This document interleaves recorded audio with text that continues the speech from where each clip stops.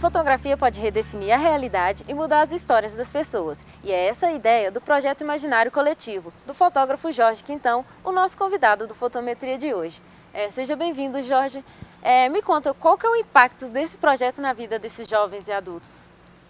O impacto é a gente mexer, né, com a autoestima, com o senso de pertencimento, valorização do sujeito, né, de quem está em áreas de desenvolvimento, baixos índices de desenvolvimento humano. Né? Foi a partir de um erro que surgiu o Imaginário Coletivo. O fotógrafo explica como foi. E aí surgiu assim. Era uma simples aula de fotografia que deu tudo errado e os meninos, né, você chega, vou explicar a técnica, vou explicar não sei o quê. Não, nada disso funciona. Toma a câmera aqui e vai para a rua, sabe? E aí foi isso que a gente começou a fazer e aí a gente criou essa metodologia de, primeiro, trabalhar com a dificuldade, com o erro e não desconsiderava absolutamente o percurso, né? Porque a educação tem essa mania, né, de nivelar, né, de desconsiderar, né? E eu acho isso muito ruim porque a gente perde tanto, sabe? Né? E eu aprendi tanto com eles, mas muito mesmo, sabe? Assim, eu quebrei muita coisa assim, dentro de mim, de percepções e tal. O fotógrafo comenta que no Imaginário Coletivo eles não trabalham com a pós-produção. No Imaginário a gente não trabalha com pós-produção. A imagem produzida ali, e ali acabou, ela tá... Contou a história ali, né? Digital. Ah, mas é digital? Mas vocês manipulam? Não manipula. E aí é interessante porque algumas câmeras vêm com recursozinho de mudar de cor, não sei o que e tal. Eu falei assim, não, faça aí o que está aí na câmera. Mas não além disso. Não além disso e tal.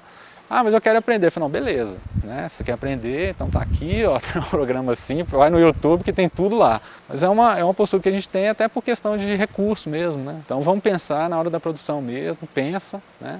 A gente não quer, eu costumo brincar assim, eu não quero ninguém com cliquite, né? De chegar e tirar um monte de fotos.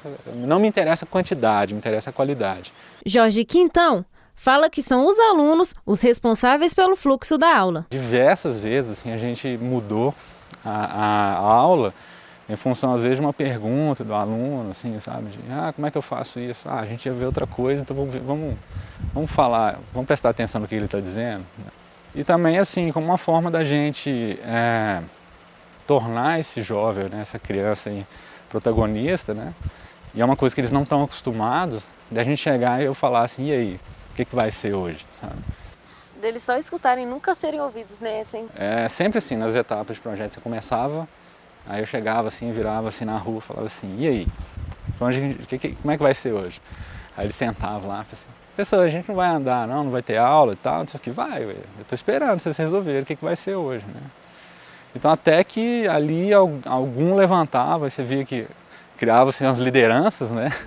Organizava a turma, e falava assim, olha, hoje nós vamos em tal lugar. Mas o outro falava assim, não quero ir, não sei o quê. Então, conversa aí, resolve, eles resolviam.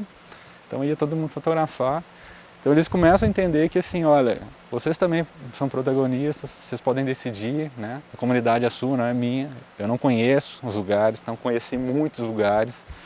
E aí quando eles entendem, sabe, pessoal, hoje eu vou te levar num lugar muito legal, eu vou te levar na casa de não sei de quem.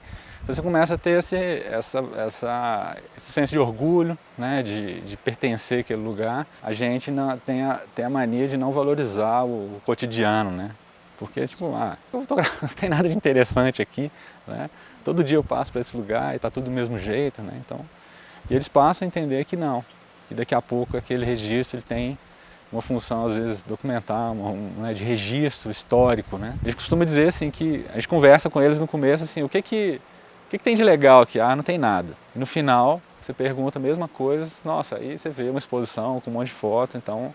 E não é o lugar que mudou, né? Então é a percepção deles que acaba mudando e, enfim, fazendo com que eles entendam o que é aquele lugar que eles estão e eu acho que é isso que falta, né? Às vezes nem todos têm condição. Como que você consegue esses equipamentos? Então, essa é uma ótima pergunta, que é uma das grandes dificuldades que a gente tem. Que é assim, alguns projetos que a gente faz através de ONGs ou escolas. Assim, geralmente a gente consegue um fundo, alguma coisa assim, para poder comprar equipamento, né? Ou através da escola mesmo, né, que a gente já trabalhou, ou através dos projetos, que eles vão lá e compram. Se a gente fosse contabilizar, vamos dizer, 80% dos equipamentos que a gente usa são doados. Então a gente tem uma campanha, inclusive no site lá, das pessoas, eu falo assim, ó, fotógrafo, eu tenho certeza que você tem uma lente que você não usa lá, que está na gaveta, um cartão de memória, uma câmera, que está guardada lá, manda pra gente, porque nesse momento é um aluno fotografando, né? E a gente, com o tempo, começou a receber doação do Brasil inteiro, né? Então chega a Sedex lá para mim, às vezes você nem tem noção, chega lá e tem grandes amigos, né? Que eu fiz grandes amigos na fotografia, assim, às vezes pessoas que eu conhecia, assim, mais das galerias e tal, e de repente se aproximaram. Por exemplo, o Leonardo Costa Braga, um grande amigo meu, assim, ele chegou e falou assim, cara, eu vi a sua história, a gente depois conversou, eu liguei para ele, e o cara ficou encantado, eu falei assim, eu ganhei um prêmio, o Pierre Verger, vou te doar o equipamento que eu tinha, que ele tinha ganhado o prêmio, né? Então eu falei assim, olha, isso acaba sendo até uma história, sabe? Porque eu falei, meu, tá vendo essa câmera aqui? O cara ganhou um prêmio do Pierre Verger, um dos maiores prêmios de fotografia do Brasil.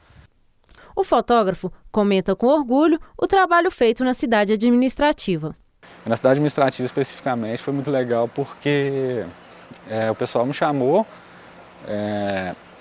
e eles não achavam que eram crianças assim, fotografando. Então a gente foi lá, fotografou meio que sem ninguém, né? Vamos lá, a gente ficamos um dia inteiro lá. E aí veio a exposição, que foi lindíssima, assim, sabe? Foi muito bonita, assim, as fotos são umas fotos muito bonitas. Aí as pessoas começaram a assustar, sabe, assim, mas quem é que fez essas fotos e tal? Eu falei, não, foi esses meninos aqui. Jorge Quintão, para incentivar os alunos, ele usa alguns truques específicos. Aí eu comecei a misturar umas imagens e falei assim, olha, eu trouxe para vocês verem umas fotos, né, de um fotógrafo francês, chama Henri Cartier-Bresson, que é um cara que ficava lá, que eles chamavam assim, de flanando, né? Ficava assim, chegava numa praça, ficava ali, esperava as coisas acontecer e tirava foto. E comecei a passar foto do cara e tal, Bresson, e misturei as fotos dele no meio, sabe? Do Marlos. E aí eles ficavam assim, isso aqui é na Serra, em tal lugar. Que isso, gente? Isso é na França, né? E tal. Então, assim, eu queria mostrar para eles o seguinte, olha o que você está fazendo. Você está fazendo igual um dos caras, os maiores fotógrafos do planeta fazia, né? Você está esperando um momento ali para você fotografar, né? Eu lembro que a gente tinha um concurso do Sesc de fotografia para amadores e tal. Tinha duas categorias, amador e profissional. E o tema era futebol, na época da Copa, aquela coisa lá. E, vou inscrever o cara, ele me deu os dados. Eles pegaram os dados dele. Quando veio o resultado do concurso do Sesc, né? A gente recebeu a notícia que 3 alunos tinham selecionados, um deles era ele. Então, poxa, você fala assim, e eu tinha mandado uma foto, tem aquela coisa de solenidade, tem que ir lá, e fomos à noite, foi na sede do Sesc ali na Caetés, quer dizer, você tem todo um ritual, né, de você ir, esperar, o pessoal anunciar, na hora que anuncia o Marlos, em primeiro lugar. E essa é uma das histórias assim, mais bacanas que a gente tem e o Sesc depois quis saber quem que era esse menino. E uma das coisas que a gente sempre me instigou muito, assim, por que esses meninos ganham um concurso de fotografia? Todos que eles entram, né? As imagens têm uma maturidade muito grande, né? E a percepção que a gente tem disso é que é uma necessidade de sobrevivência, né? Amadurecer o pensamento mais cedo é uma questão de sobrevivência. Pegando um pouco agora da sua carreira mesmo, eu percebi que você gosta muito de fotografar festas típicas, religiosas, essas coisas. O que você busca retratar nessas suas imagens? Me interessa muitas histórias daquelas pessoas, né, que são passadas de geração em geração, né? Então é o neto que continuou a história do avô. Isso para mim é difícil, né? Como que eu comento? Então, assim, isso requer um tempo de ir lá, ou de ir várias vezes, ou de ficar ali um tempo grande para que daqui a pouco eu seja invisível, né?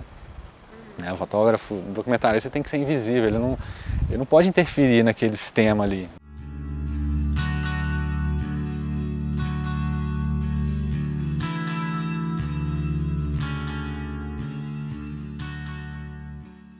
Então é isso, Jorge.